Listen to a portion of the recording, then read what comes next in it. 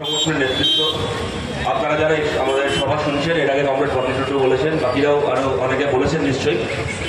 আমার পরে সুদীপ্তা আসবে, সুদীপ্তা বলবেন। আমি খুব বেশি সময় আপনাদের নিচ্ছি না, আমি খুব সংক্ষেপে খালি কয়েকটা কথা বলছি। প্রথম কথা, সুজিতের একটা স্লোগান বা নিজে মিক্স করে ও তৈরি করেছে, আপনারা কিছুটা শুনলেন। আজকে ইউটিউবে আপলোড করে দেবে আজকালকের মধ্যে, নিশ্চয়ই আপনারা শুনবেন এবং সবার মধ্যে জনপ্রিয় হবে। আমি আপনাদের এখানে একটা কথা বলি, আপনারা হয়তো অনেকে জানেন অনেকে জানেন না। আজ থেকে বছর 6 আগে সুজিত, আমাদের কমরেড সুজিত জানা, ওর বাড়ি হলদিয়াতে, ওই স্লোগানগুলো বানিয়েছিল যে কালীঘাটের টালির চালা, সব ছোটদের কর্মশালা, এই তৃণমূল আর নয়, ওই কাকে ভোট দিলে কাকা সারের দাম 1000 টাকা, এই তৃণমূল আর নয় ইত্যাদি। ঘুষ খেয়েছে ববি, এটাই ওদের হবে, এই তৃণমূল আর না। এবং সেটা অত্যন্ত ভাইরাল, যাকে বলে অত্যন্ত পপুলার হয়, অত্যন্ত ভাইরাল হয়। তারপরে যা হয়, সেই স্লোগানটা চুরি হয়। এবং তখন বিজেপির মন্ত্রী ছিলেন বাবুল সুপ্রিয়, তিনিও স্লোগানটাকে চুরি করে তার সঙ্গে একটু নাচ গান করে, একটু মিউজিক যোগ করে এই তৃণমূল আর না বলে একটা গান তৈরি করেন। এবং উনি নাম করা লোক, বলিউড খ্যাত। উনি ওটা করার পরে মিডিয়া ইত্যাদি সব কিছু ওনার প্রচারের আলোর মধ্যে রয়েছে। তো একটা তৈরি হয়ে যায় যে ওগুলো বোধহয় বাবুল সুপ্রিয়রই গান, এবং মানে এত মিথ্যেবাদী টাইপের একটা লোক, সে আবার সেই গানে লিরিক্স বলে বাবুল সুপ্রিয় লিখে দিয়েছে, ওটা নাকি ওর লিরিক্স। অথচ তার বাবুল সুপ্রিয়র এই গানটা করার বহু আগে থেকে ইউটিউবে সুজিতের এই স্লোগানটা তখন লক্ষ লক্ষ লোক শুনেছিলেন তার আগে। যাই হোক, চুরি করে। কিন্তু যা হয় আর কি, মমতা বন্দ্যোপাধ্যায়ের কাছে যারা টাকা দিয়ে চাকরি কিনেছিল, তাদের যেরকম চুরির চাকরি পেটে সইল না, সেরকম বাবুল সুপ্রিয়রও চুরির গান পেটে সইল না। কি হলো, বাবুল সুপ্রিয় কদিন পরে আরো ভালো করে চুরি করবে বলে বিজেপি ছেড়ে তৃণমূলে চলে গেল। তৃণমূলে চলে যাওয়ার ফলে কি হলো, এই তৃণমূল আর না বলে গানটা গাওয়া বন্ধ হয়ে গেল। ইনি হচ্ছেন পৃথিবীর প্রথম গায়ক বাবুল সুপ্রিয়, যার সামনে যদি এখন ওনার গানটা চালিয়ে দেন, ইনি পৃথিবীর একমাত্র গায়ক যিনি নিজের গান শুনলে রেখে যান। এবং যা হলো, সুজিতের স্লোগান, সুজিতের গান ওর কাছেই আবার ফেরত আসলো। এইরকম ভাবেই যে নিজের অবস্থানে দাঁড়িয়ে থাকে, তার কাছে তার হকের পাওনা ফেরত আসে। যারা চোর, যারা চিটিংবাজ, তাদের পেটে চুরির ভাত হজম হয় না। বাবুল সুপ্রিয়টা হজম হয়নি। যারা চাকরি বেছে পয়সা খেয়েছে, ওদেরকে ওই চুরির ভাত আমরা হজম করতে দেবো না। ন্যায্য চাকরি যাদের পাওয়ার কথা, প্রত্যেকের হাতে ন্যায্য চাকরি এরকম ভাবে ফেরত যাবে। আর যাদের পেটে চুরির ভাত আছে, গলায় হাত ঠুকিয়ে পেট থেকে ওই চুরির টাকা, চুরির ভাত বার করা হবে। আমরা লড়াই করছি। এই লড়াই খালি আমাদের একা কয়েকজনের লড়াই নয়, আপনাদের সবাইকে। যেরকম ভাবে আজ থেকে কয়েক মাস আগে অভয়ের জন্য, তিলোত্তমার জন্য সমস্ত মানুষ লড়াই করেছিলেন, সেরকম ভাবে বঞ্চিত শিক্ষকদের জন্য, যারা সৎ পথে চাকরি পেয়ে বঞ্চিত, এবং যারা কিছু লোক চাকরি কিনেছে বলে যারা সুযোগ না পেয়ে বঞ্চিত, তাদের প্রত্যেকের জন্য লড়াই। শুধুমাত্র তাদের লড়াই হয়ে থাকলে চলবে না, আমাদের প্রত্যেককে এই লড়াই তাদের সঙ্গে থাকতে হবে, তাদের পাশে দাঁড়াতে হবে। এবং ন্যায্য চাকরি ন্যায্য হাতে ফিরে যাক আমাদের নিশ্চিত করতে হবে। আমি যা চলছে কয়েকদিন ধরে, আজকেও সারাদিন কলকাতা শহরে যা হয়েছে, কসবাই ডিআই অফিসের বাইরে, গোটা বাংলার বিভিন্ন এলাকায়, বিভিন্ন ডিস্ট্রিক্টের ডিআই অফিসের বাইরে কীরকমভাবে তৃণমূলের পুলিশ শিক্ষকদেরকে পিটিয়েছে, আপনারা সবাই দেখেছেন। আমি তার বর্ণনায় যাচ্ছি না, খালি একটা কথা বলছি, এরা পেটাবে না কেন? যারা চাকরি করলো তাদের চাকরি চলে গেল, যারা চাকরি কিনলো তাদের চাকরিও চলে গেল, খালি যারা চাকরি বেচলো তাদের কোনো ক্ষতি হলো না। তারা পায়ের উপর পা তুলে বসে থাকলো। যদি আইন থেকে শুরু করে, পুলিশ, সিবিআই থেকে শুরু করে, এমনকি দেশের সুপ্রিম কোর্ট পর্যন্ত এইটাকেই নিয়ম বানিয়ে দেন, চাকরি করলে চাকরি ফেরত দিতে হবে, মাইনে ফেরত দিতে হবে, কিন্তু যে চাকরি বিক্রি করেছে তার তদন্ত হবে না, সে জেলে যাবে না। এই যদি দেশের আইন হয়, তাহলে এরা স্বৈরাচারীরা কেন প্রতিবাদীদের উপর লাঠিচার্জ করবে না? কদিন আগে আপনারা দেখেছেন তিলোত্তমা অভয়ের এই ঘটনার সময় রাতের পর রাত গোটা বাংলা উত্তাল, মানুষ রাস্তায় নেমে প্রতিবাদ করছে। তৃণমূলের লোকগুলো মুখে কাপড় জড়িয়ে, মুখ লুকিয়ে পালিয়ে বেড়াচ্ছে। কি হলো? 6টা বিধানসভার উপনির্বাচন হলো। ছলে বলে কৌশলে হোক, কি মানুষের সমর্থন পেয়ে হোক, তৃণমূল 6টা নির্বাচন জিতল। যে তৃণমূল নেতাদেরকে তার আগে দিনের বেলা খুঁজে পাওয়া যাচ্ছিল না, দিনের বেলা বাড়ি থেকে বেরোচ্ছিল না, মুখ লুকিয়ে বেড়াচ্ছিল। যেদিন 6টা বিধানসভার ফলাফল বেরোলো সেই দিন সন্ধ্যেবেলা থেকে তাদের চেহারা পাল্টে গেল, মুখের ভাষা পাল্টে গেল। তারপর থেকে কি শুরু হলো? পানিহাটির যে কাউন্সিলর তিলোত্তমার মৃতদেহকে পুড়িয়ে দিয়েছিল, প্রমাণ লোপাট করেছিল, তার পদোন্নতি হলো, তাকে মিউনিসিপ্যালিটির চেয়ারম্যান করা হলো। যেখানে যেখানে যে পুলিশ অফিসার থেকে শুরু করে ডাক্তার থেকে শুরু করে যারা যারা প্রমাণ লোপাটে যুক্ত ছিল তাদের পদোন্নতি হলো। আর মাঝখান থেকে যে শিল্পীরা রাস্তায় নেমে প্রতিবাদ করেছিলেন ফরমান চলে এলো, ওদেরকে দিয়ে কোনো গানের অনুষ্ঠান করানো যাবে না। যে ডাক্তাররা প্রতিবাদ করেছিলেন সুবর্ণ গোস্বামীকে ট্রান্সফার করে দেওয়া হবে উত্তরবঙ্গে, এমন জায়গায় ট্রান্সফার করে দেওয়া হবে যে হাসপাতালে কোনো রুগী আসে না। যারা প্রতিবাদ করলো তারা পেল শাস্তি, তারা হয়ে গেল অপরাধী। আর যারা ধর্ষকদের পাশে দাঁড়ালো তারা হয়ে গেল সরকারের চোখের মণি, সোনার টুকরো। তাদের পদোন্নতি, তাদের উদযাপন। আপনাদেরকে দল মত নির্বিশেষে জিজ্ঞেস করছি, এটাই যদি দস্তুর হয়ে যায়, এটাই যদি নিয়ম হয়ে যায় আমাদের রাজ্যে, অপরাধের প্রতিবাদ করলে শাস্তি হবে আর যে অপরাধ করবে তার পদোন্নতি হবে, তাহলে আপনি যদি তৃণমূল সমর্থক হন, আপনার পরিবার, আপনার সন্তান কদিন নিরাপদে এই রাজ্যে বসবাস করবে, কদিন এই রাজ্যে বেঁচে থাকবে? তাই দল মত নির্বিশেষে আপনাদের সবার কাছে আবেদন করছি, এই যে লড়াই আমরা করছি, এই লড়াই আপনারা সবাই আমাদের পাশে দাঁড়ান, একসঙ্গে আমাদের এই লড়াই লড়তে হবে। দেখুন, তৃণমূলের চুরি নিয়ে, দুর্নীতি নিয়ে ঘন্টার পর ঘন্টা এখানে বলে যাওয়া যায়, কিন্তু বলে কোনো লাভ নেই। আপনারা খুব ভালো করে জানেন, গালাগালকে চুরি করা বন্ধ করার হলে তৃণমূল বহু আগে চুরি করা বন্ধ করে দিত। কিন্তু এরা এমন দল, গালাগালকে ছাগল ঘাস খাওয়া বন্ধ করতে পারে, কিন্তু তৃণমূল ঘুষ খাওয়া বন্ধ করবে না। এদের গালাগাল দিয়ে নিজেরও সময় নষ্ট, এদেরও সময় নষ্ট। এরা চুরি করা থামাবে না, এরা মানুষ খুন থামাবে না, এরা দুর্নীতি থামাবে না। আপনাদের কাছে আবেদন করছি, 20 তারিখ ব্রিগেডের লড়াই, ব্রিগেডের সমাবেশ শুধুমাত্র ভিড় করে গিয়ে কতগুলো ভাষণ শোনার ব্যাপার নয়, কতগুলো দাবি, কতগুলো লক্ষ্যকে সামনে রেখে আমরা বামপন্থীরা লড়াই করছি। আমরা চাই এই লক্ষ্যগুলো পূরণ হোক, এবং সেই লক্ষ্য একটা সমাবেশ করে পূরণ হবে না। আজ থেকে 1 বছর পরে বিধানসভার ভোট হবে আমাদের রাজ্যে। আমরা এই মুহূর্তে বামপন্থীদের কোনো আসন নেই বিধানসভায়। এই সময় যদি আমরা দাঁড়িয়ে আপনাকে এখানে বলি যে 1 বছর পরে বিধানসভার ভোট হবে আর আমরা এই 150-200 আসন পেয়ে সরকার তৈরি করব, কথাটা বলার জন্য মাইকে দাঁড়িয়ে বলা যায়, কিন্তু আমিও খুব জোর দিয়ে বলতে পারবো না। যারা শুনবেন তারাও খুব বিশ্বাস করে শুনবেন এমন নয়। কে কটা আসন পাবে, কে কটা আসন পাবে না, কে সরকার তৈরি করবে, কে সরকার তৈরি করবে না, আমি সেই ভবিষ্যৎবাণীর মধ্যে যাচ্ছি না। এটা মানুষ ঠিক করবেন, কারা জিতবেন, কারা হারবেন, কে শূন্য থাকবে, কে 20টা আসন পাবে, কে 200টা আসন পাবে, মানুষ ঠিক করবে।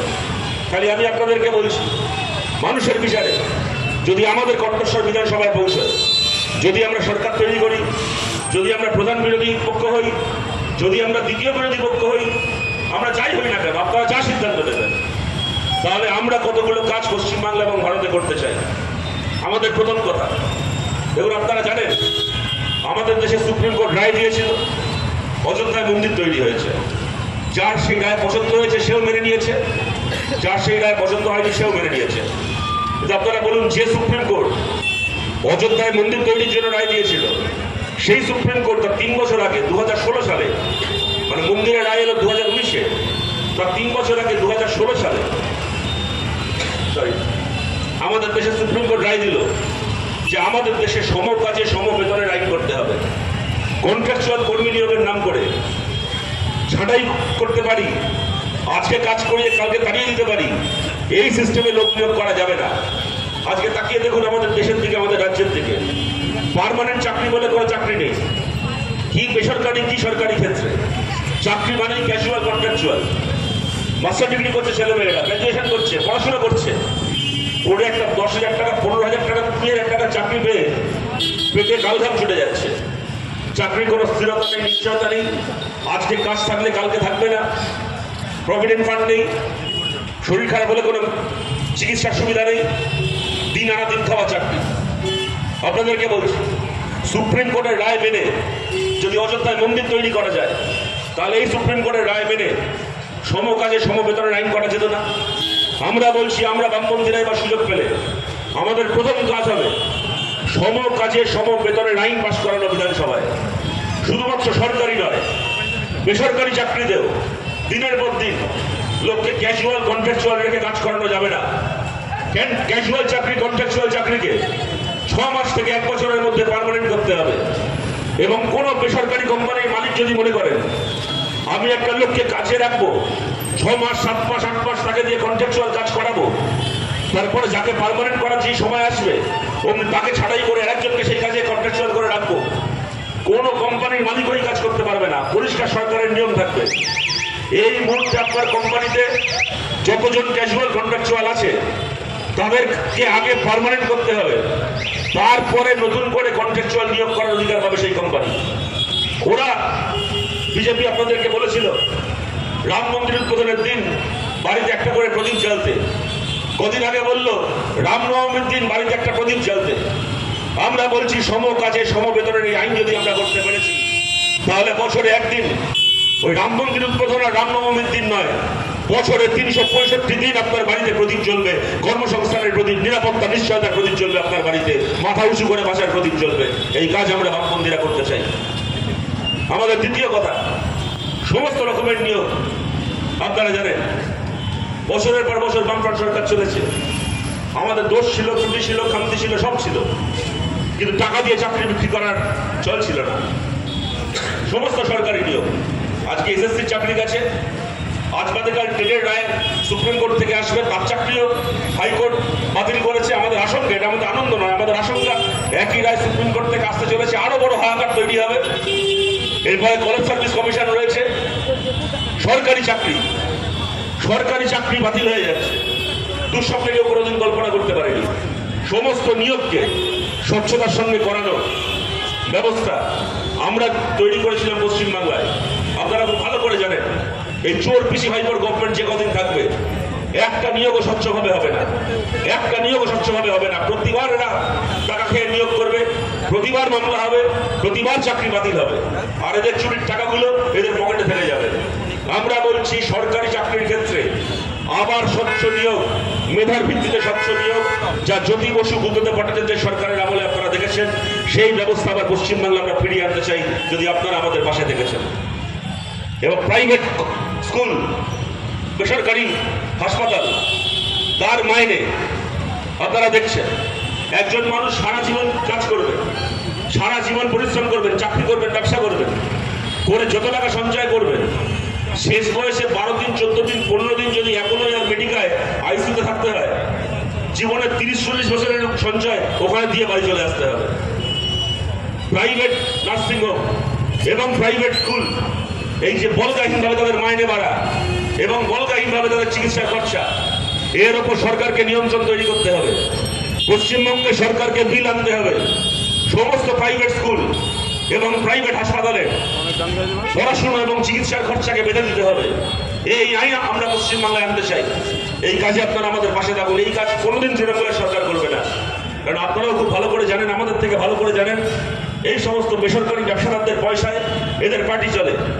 কোটি কোটি টাকা কখনো ইলেকট্রাল বন্ডের নামে, কখনো অন্যান্য ডোনেশনের নামে কোটি কোটি কোটি কোটি টাকা তৃণমূলের পার্টি অফিসের তহবিলে যায়, তৃণমূল নেতাদের পকেটে যায়। ওদের ক্ষমতা নেই এই বেসরকারি মালিকগুলোর মুনাফায় হাত দেওয়া। আমরা বামপন্থীরা আমরা ইলেকট্রাল বন্ডের টাকায় চলি না। ওরা আমাদেরকে ব্যঙ্গ করে বলে আমরা নাকি কৌটো নাচানো পার্টি, আমরা নাকি কৌটো নাচিয়ে দল চালাই। আমরা মাথা উঁচু করে বলি, আমরা গর্ব করে বলি, হ্যাঁ আমরা কৌটো নাচিয়ে দল চালাই, আমরা কৌটো নাচিয়ে পার্টি চালাই। আমরা যাদবপুর 80 বাস স্ট্যান্ডে দাঁড়িয়ে জনগণের সামনে কৌটো নাচাই। আমরা সুদীপ্ত সেনের অফিসে গিয়ে সুদীপ্ত সেনের সামনে কৌটো নাচাই না। আমরা আদানি আম্বানির অফিসে গিয়ে আদানি আর আম্বানির সামনে কৌটো নাচাই না। মাথা উঁচু করে বলছি আমরা, যারা আদানি আম্বানি আর সুদীপ্ত সেনের সামনে কৌটো নাচিয়ে দল চালায়, যারা সঞ্জীব গোয়েঙ্কার কাছ থেকে ইলেকট্রাল বন্ডের টাকা নিয়ে দল চালায়, তারা পারবে না প্রাইভেট হাসপাতাল, প্রাইভেট স্কুলের মায়েদেরকে চিকিৎসা খরচাকে নিয়ন্ত্রণ করতে। আমরা চাই পশ্চিমবাংলায় এই বিল আনতে। এই কাজে আপনারা আমাদের পাশে থাকুন। 3 নম্বর কথা, যখন অভয়া বলুন, তিলোত্তমা বলুন, এই আন্দোলন হয়েছিল, কিভাবে শুরু হয়েছিল, কি হয়েছিল না হয়েছিল আপনারা সবাই জানেন। এই যাদবপুর 80 চত্বর একটার পর একটা 14ই আগস্ট থেকে শুরু করে একটার পর একটা উত্তাল রাত দেখেছে। 8 থেকে 80 পর্যন্ত কাতারে কাতারে মানুষ দল মত যাবতীয় ভেদাভেদ ভুলে রাতের পর রাত রাস্তায় দাঁড়িয়ে স্লোগান দিয়েছে, চিৎকার করেছেন। কিসের দাবিতে স্লোগান, কিসের জন্য চিৎকার?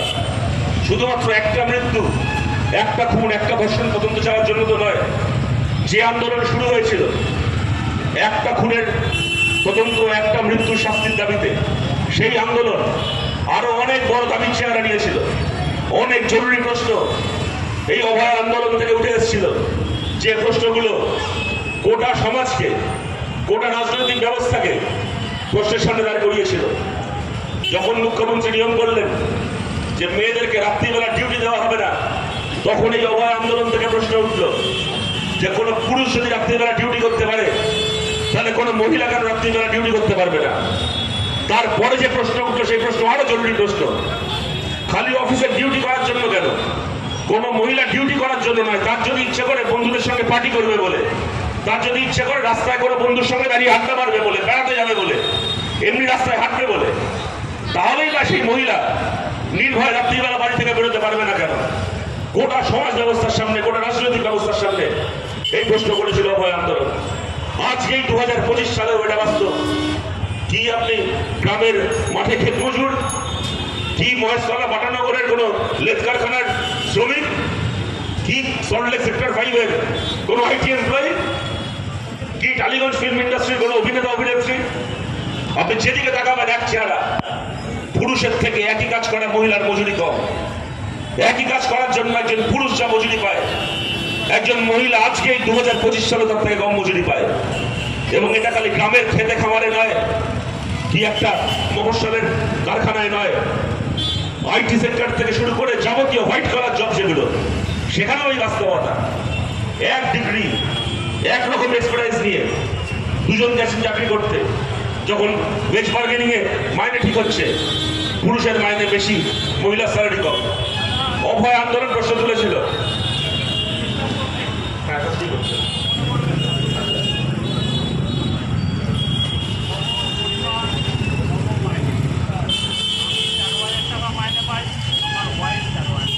খুবই আনন্দের কথা। একই কোম্পানিতে চাকরি করে, একই কোম্পানিতে চাকরি করে, এক কোম্পানিতে চাকরি করে, একই কোম্পানিতে চাকরি করেন আপনার।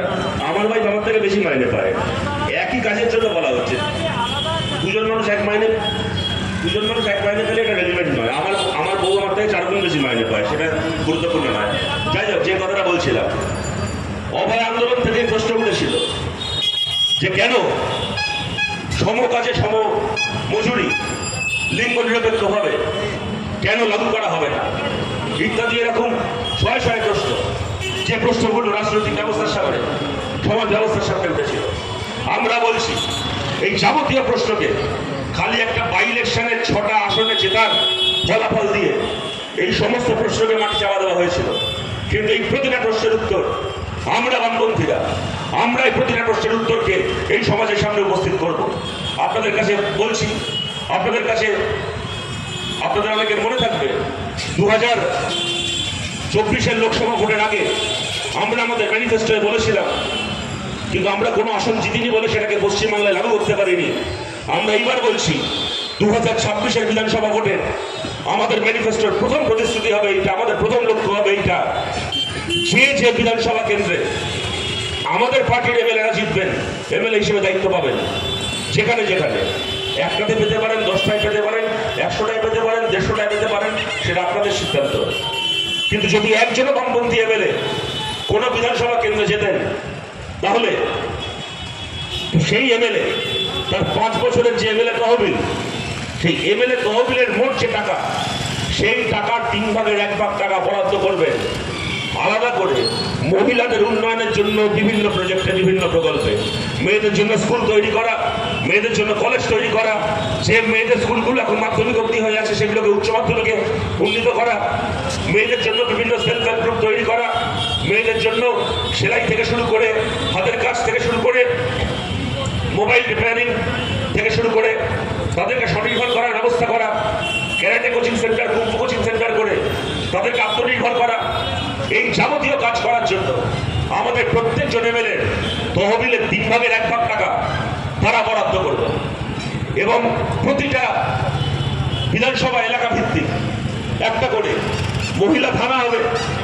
আলাদা করে মহিলাদের বিরুদ্ধে যে যে অপরাধের ঘটনা, সেই অপরাধের ঘটনার বিচারের জন্য ফাস্ট ট্র্যাক কোর্ট তৈরি করা হবে এবং যে কোনো মহিলাদের বিরুদ্ধে অপরাধের অভিযোগ 2 মাসের মধ্যে তার গোটা ট্রায়াল শেষ হয়ে যদি দোষী হয় তাহলে দোষী শাস্তি হবে 2 মাসের মধ্যে। এই ব্যবস্থা আমরা পশ্চিমবাংলায় করতে চাই। এই কাজের জন্য আপনারা আমাদের পাশে থাকুন। এবং আমার শেষ কথা, দেখুন আমরা এর আগে 34 বছর সরকার চালিয়েছি। যদি কাউকে প্রশ্ন করা হয় বামপন্থীরা যে 34 বছর সরকার চালালো, সবার জন্য শিক্ষার ব্যবস্থা করার ক্ষেত্রে বামপন্থীরা 100 কত পেয়েছে, সবার জন্য চিকিৎসা, সবার চাকরি বাকরি, সবার জন্য বাড়িঘর, এই ব্যবস্থাগুলো করার ক্ষেত্রে বামপন্থীরা 100 কত পেয়েছে। কেউ বলতে পারে বামপন্থীরা 180 পেয়েছে, কেউ বলতে পারেন বামপন্থীরা 120 পেয়েছে, কেউ বলতে পারেন 0 পেয়েছে, ফেল করেছে, কোনো নম্বরই পায়নি, কেউ বলতে পারে বামপন্থীরা 190 পেয়েছে। কিন্তু যদি প্রশ্ন করা হয় 34 বছর বামপন্থীরা সরকার চালিয়েছে, এই 34 বছর পশ্চিমবাংলার প্রত্যেকজন মানুষ নিজের ইচ্ছে মতো নিজের ধর্ম পালন করুন, এইটা নিশ্চিত করার প্রশ্নে বামপন্থীরা 100 কত পেয়েছে, তাহলে পশ্চিমবাংলার প্রত্যেকজন মানুষ স্বীকার করতে বাধ্য যাতে প্রত্যেকে নিজের মতো করে নিজের ধর্ম পালন করতে পারেন। সেইটা নিশ্চিত করার প্রশ্নে বামপন্থীরা 34 বছরে 100 পেয়েছে।